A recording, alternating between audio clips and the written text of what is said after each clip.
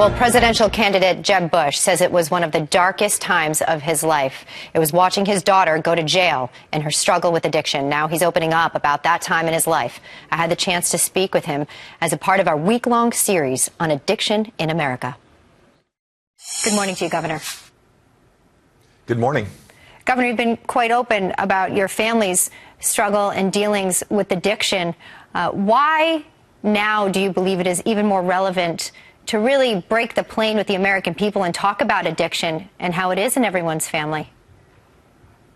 Well, because it's a growing problem everywhere I go. I hear about a loved one being lost. It crosses all income lines, ethnic lines, racial lines. This is a national problem. It creates huge demands on government, but more importantly, it just creates real hardship and heartbreak in families. And I have the personal, experience of being a dad whose precious daughter has gone through difficult times in a very public way. I was governor of the state of Florida when she had her problems, and she went to jail for 5 days.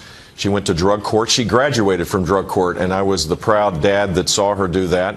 She's drug-free now, but and I love her, and she is courageous as all get out. But it happens to everybody, and it's worth talking about because we need a real strategy to deal with this. So let's talk first. As a father, when you say that proud moment when she did graduate, and we look at those pictures of NOELLE there. Before that day came, there were dark days. What would you say your darkest day was as a father with addiction in your home?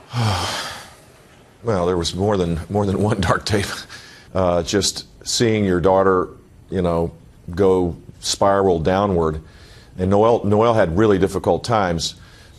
She went to jail for 5 days. That was difficult. I went to see her. It was hard on my wife. It was hard on all of us. And it was really hard on NOELLE. I mean, this is, and I know so many families that go through this. And it was a long struggle. And NOELLE is doing well right now. So, you can.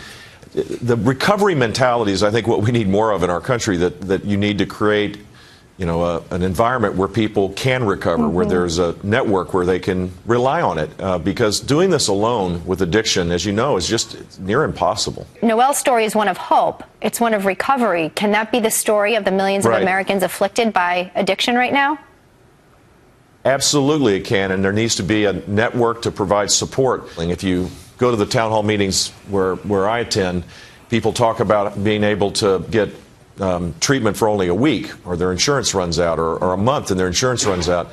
And these challenges go deeper than that. This is a place where I think if we get this right, we lessen the demands on government across the board. Think about this. I mean, look at our child welfare system. Look at the juvenile justice system, our dependency courts. These are overwhelmed by cases of tragedy, many times because of alcohol and drug addiction. So this is a problem that cascades out into everyday life, and people just are not reaching their full potential because of their addictions. Well said.